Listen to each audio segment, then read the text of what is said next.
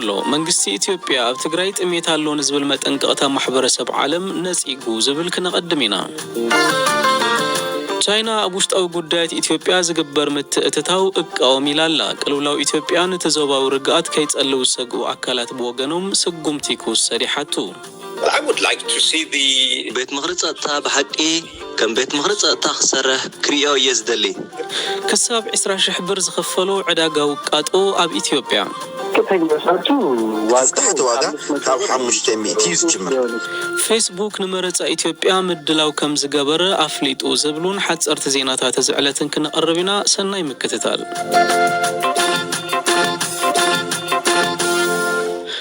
መንግስቲ ኢትዮጵያ ኣብቲ ኩናት ዝካየደሉ ዘሎ ክልል ትግራይ ጥሜት ኣሎ ንዝብል መጠንቀቕታ ማሕበረሰብ ዓለም ነፂጉ ውድብ ሕብራት ሃገራት ዝምወልን ውሕስነት ምግቢ ዝቆጻጸርን ጉጅለት ማልያ ዘውፅኦ ጸብጻብ ኣብ ትግራይን ጎረባብቲ ክልላት ኣምሓራን ዓፋርን ዝርከቡ ልዕሊ 350,000 ሰባት ኣብ ከቢድ ኩነታት ከም ዝርከቡን ኣፍ ዓጸቦ ከም ዝርከቦምን ሓቢሩ ነይሩ ሃና ዘራጽዮን ትማሊ ውድብ ሕብራት ሃገራት ዝምውሎ ተቆጻጻሪ ውሕስነት ምግቢ ዝኾነ ጉጅለ ኣብ ዘውፅኦ መግለጺ እዚ ኣሃዝ ዝጠመዩ ሰባት ካብቲ ኣቆጻጽራ ኤውሮጳ 2011 ኣብ ሶማልያ ዘጋጠመ ዓጽቦ ዝለዓለ እዩ ይብል ካብ ወርሒ ጉንበት ጀሚሩ 5.5 ሚልዮን ህዝቢ ከቢድ ሕጽረት ምግቢ ኣጋጢሞ ከም ዝነበረ ድማ IPC ገሊጹ እቲ ኩነታት ካብ ዝቕጽል ወርሒ መስከረም ጀሚሩ ክጋደድ ከም ዝኽእል ግን ኣጠንቂቑ ይኹን እምበር መንግስቲ ኢትዮጵያ እቲ ጸብጻብ ይኹን ኣብ ኢትዮጵያ ሓደጋ ጥሜት አንጸላልሎ ዝብል መጠንቀቕታታት ካብ ሓቂ ዝረሓቐን ብመረዳእታ ዘይተደገፈን እዩ ክብል ይነጽጎ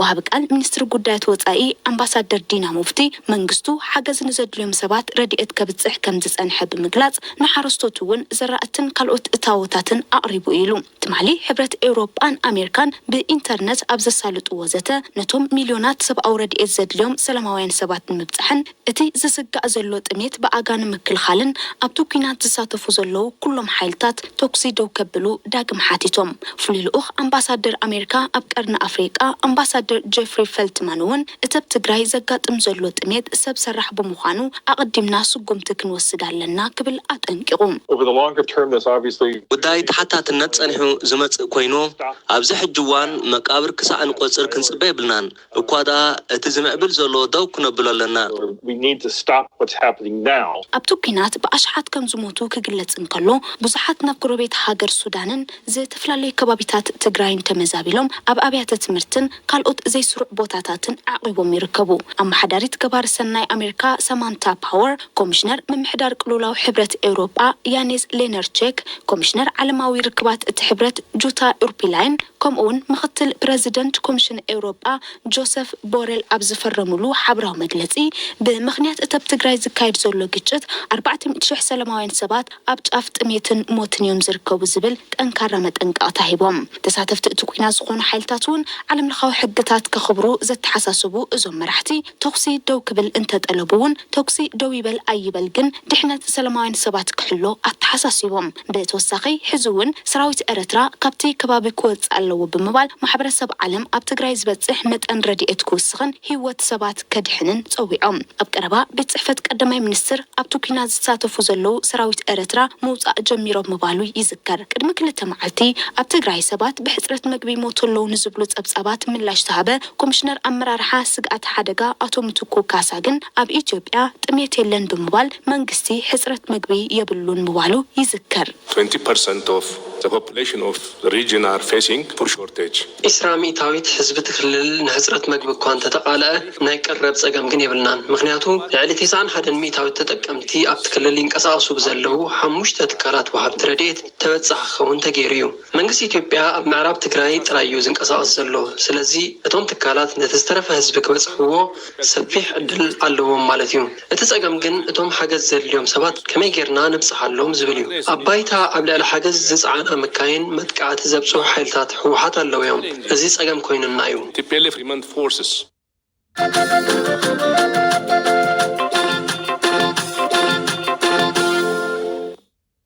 ሚኒስተር ጉዳያት ወጻኢ ቻይና ዋንጊው ሀገሩ ኣብ ውሽጣዊ ጉዳያት ኢትዮጵያ ዝግበር ጣልቃ ምእታው ከምትቃወም ገሊጹ።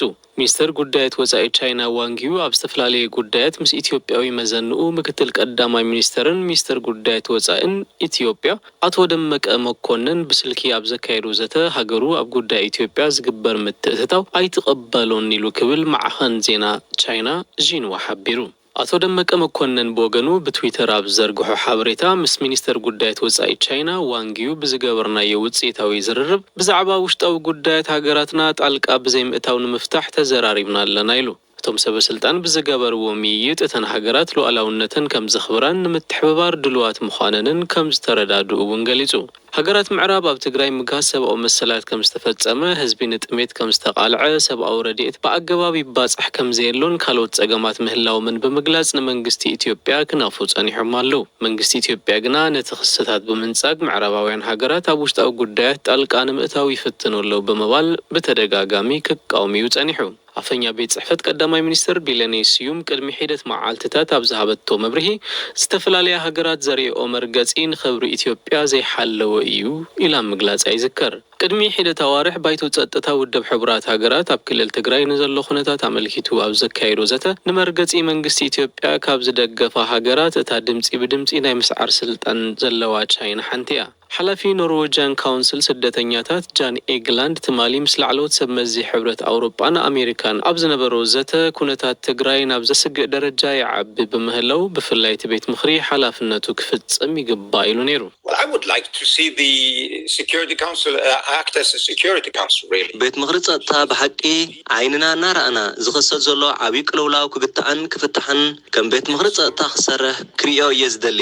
ከምዚኦም ዝበሉ ጉዳያት ንምፍታሕ ዝተፈላለዩ አካላት ዘሳተፈ ዲፕሎማሲያዊ ስራሕ ዝጠልቡ እዮም። Diplomatic operations room where the various actors መንግስቲ አሜሪካ ኣብ ልዕሊ ሰበስልጣን ኢትዮጵያን ኤርትራን አባላት ሰራዊት ጸጥታን ኣብ ልዕሊ ሓይልታት አምሓራን ህወሓትን ናይ ቪዛ እገዳ መንባሩ ዝከር እዩ። ነዚ ከም ምክንያት ዝቀረበ ኣብ ክልል ትግራይ ዝቀጽል ዘሎ ኩናት ደው ክብልን ወተሃደራት ኤርትራ ካብቲ ክልል ክወጹ ቀረብ ሰብኣዊ ረድኤት ክመሓየሽ ኣብቲ ጎንፂ ዝተሳተፉ ሓይልታት ናብ ዝርርብ ክመጹ ዝገበረቶ ጻዕሪ ተቐባልነት ብዘይምርካቡ እዩ።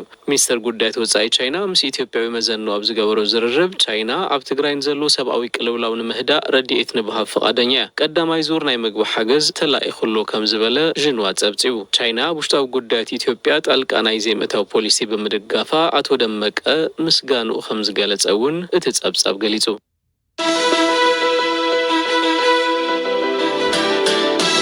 تكتاتلو ዘለኹም ፈኖ ቢቢሲ ትግርኛ እዩ። ሕዚ ድማ ሓጸርቲ ዜናታት ዝዕለት ክስማዓኩም። ኣብ ትግራይ ብኸቢድ ሕጽረት መግቢ ዝተጠቕዑ ኣስታት 33,000 ህጻናት ሓደጋ ሞት ከም ዘንጸላለዎም ኤጀንሲ መድሕን ህጻናት ውድብ ሕቡራት ሃገራት ዩኒሴፍ ኣፍሊጡ።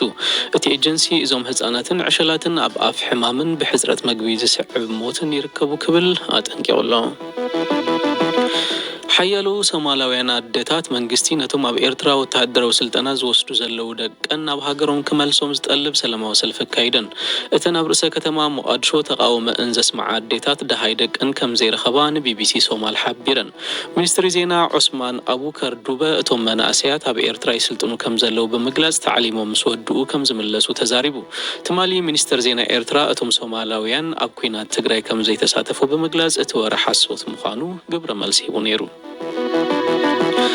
ፌስቡክ ምስ ሃገራዊ መረጻ ኢትዮጵያ ብዝተሓሓዝ ቅድምን ድሕርን መረጻን ሰላማዊ ኩነታት ንምፍጣር ብዝብል ኣብ ትሕዝቶታት ቁጽጽር ከም ዝገብር ሓቢሩ። እቲ ምድላው ብፍላይ ኣብ ጽልኢታዊ ዘረባ ጎንፂ ዘጓሃሩ ትሕዝቶታትን ሕቡእ ፖለቲካዊ ጎስጓስ ኣብ ዘካይዱን ዘድሃበ እዩ። ብተወሳኺ ዝርግሐ ስናዓት ዜናታት ንምግታእ ከም ዝሰርሕ ኣፍሊጡሎ። እቲ መረጻ 14 ሰነ 2013 ዓመተ ምህረት ክካየድ እዩ። ሓያሎ ዲፕሎማሰኛታት ሃገረ ሌሶቶ ኣብ ውሽጢ 72 ሰዓታት ካብ ደቡብ ኣፍሪቃ ክወጹ ተኣዚዞም። እቶም ዲፕሎማሰኛታት ካብ ናጻ ቀረጽ ዝገዝእዎ ኣልኮላዊ መስተታት ብዘይ ሕጋዊ መገዲ ክሸጡ ብምርካቦም ነቲ ስጉምቲ ክወስዱ ከም ዝተገደዱ ሰብ መዚ ደቡብ ኣፍሪቃ ገሊጾም። እቲ ዜና ዘጉህን ዘሕፍርን እዩ ክትብል ሌሶቶ ግብረ መልሲ ሂባ ኣላ። ኣብ ኣባል ኮንግረስ ኣሜሪካ ዝኾነት ኢልሃም ዑመር ንኣሜሪካ እስራኤል ሃማስን ጣሊባንን ብሓደ ሚዛን ኣዕሪኽዮም ተባሂላ ካብ ኣባላት ሰልፋን ከይተረፈ ተሪር መግናሕቲ ኣጋጢምዋ ልዕሊ 10 ኣይሁዳውያን ኣባላት ኮንግረስ ኣሜሪካ ብዛዕባ እቲ ኣብ ትዊተር ዝፀሓፈቱ ሓሳብ መብርሂ ክትህብ ሓቲቶም ኣለው። ንሳ ሃገራት ይኾና ጉጅለታት ንዝፍፅምዎ ግፍዒት ሓታትነት ክህልዎ ድሕሪ መባልያ ትንቀፍ ዘላ።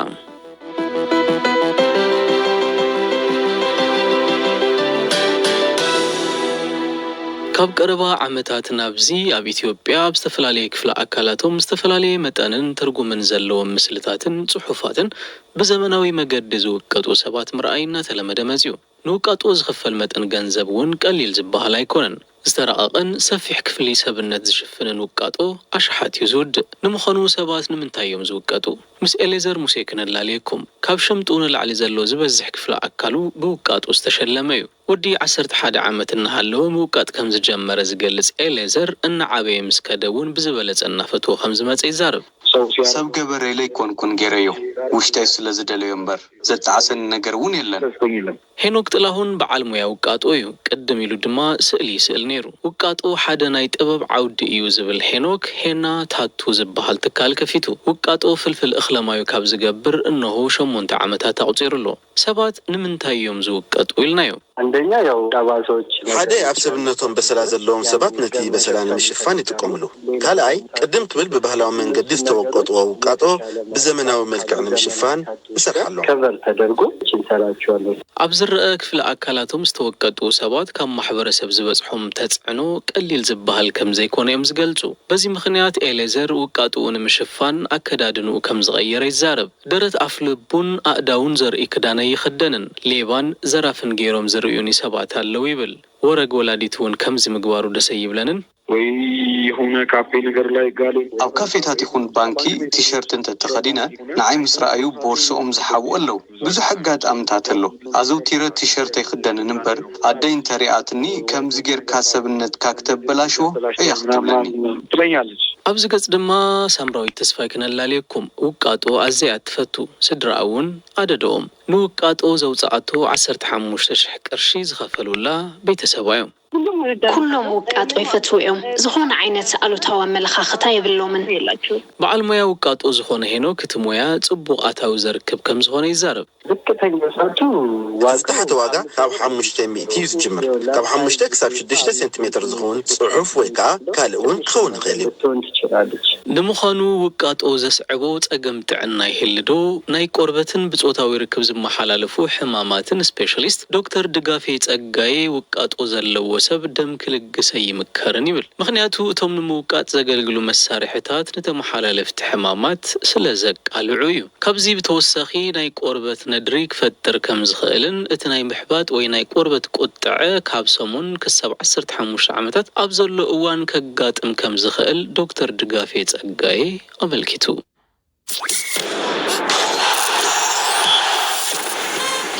ብምክንያት ለበዳ ኮሮና ቫይረስ ካብ ዝሓለፈ ዓመት ዝተሰጋገረ ዋንጫ ኤሮጳ ሎሚ ምሸት ኣብ ለንደን ስቴዲየም ወምብለይ ጣልያንን ቱርክን ብዘካየድኦ ናይ መኽፈት ውድድር ክጅመር እዩ። እቲ ውድድር ኣብ 10 ዝተፈላለያ ከተማታት ኤሮጳ እዩ ዝካየድ። ኣፍቀርቲ ኩዕሶ እግሪ ብሃንቀውታ ክጽበይዎ ዝጸንሐ ዋንጫ ኤሮጳ ተመልከቲ ናብ ስቴዲየም ከኣትዉ ክፍቀደሎም ድዩ ዝብል ጉዳይ ኣዘራረበ ኮይኑ ነይሩ። ይኹን እምበር ማሕበር ኩዕሶ እግሪ ኤሮጳ ኣብ 51 ጨዋታታት ተዓዘብቲ ናብ ስቴዲየም ኣትዮም ክርእዩ ከም ዝኽእሉ ፍሊጡ። እቲ ውድድር ከኣ ኣብ ከተማታት ለንደን፣ ግላስጎ፣ አምስተርዳም፣ ባኩ፣ ቡካሬስት፣ ሙኒክ፣ ኮፐንሃገን፣ ቡዳፔስት፣ ሮምን ሲቪያን እዩ ክካየድ። ኣስታት 68,000 ተመልከቲ ከኣ ናብ ስቴዲየም ኣትዮም ክርእዩ እዮም። ኩለን ሃገራዊ ጋንታታት ለበዳ ኮሮና ቫይረስ ብምስጋዕ 26 ተጻወቲ ከካትታ ተፈቒዱለን ኣሎ። ቅድም ኢሉ ኣብ ዝነበሩ ውድድራት ግን 23 ተጻወቲ ጥራዮም ዝምረጹ ነይሮም። እቲ ኣብ 10 ዝተፈላለያ ከተማታት ዝካየድ ውድድር ንተጻወቲ ኮነ ደገፍቲ ነዊሕ ጉዕዞ ስለ ዝስዓበ ብዙሓት ኣይተሓጎሱሉን። ይኹን እምበር ኣዳለውቲ እቲ ውድድር ነቶም ዘለዉ ኩነታት ኣብ ግምት ብምእታዊና ነዚ ውሳነ ሕሊፍና ኢሎም። ኣብዚ ዓመት ኣብ ዝካየድ ውድድር ዋንጫ ኤሮጳ ቤልጅየም፣ ፈረንሳይ፣ እንግሊዝን ፖርቹጋልን ክዕወታ ተፅቢት ተገይሩለን ኣሎ።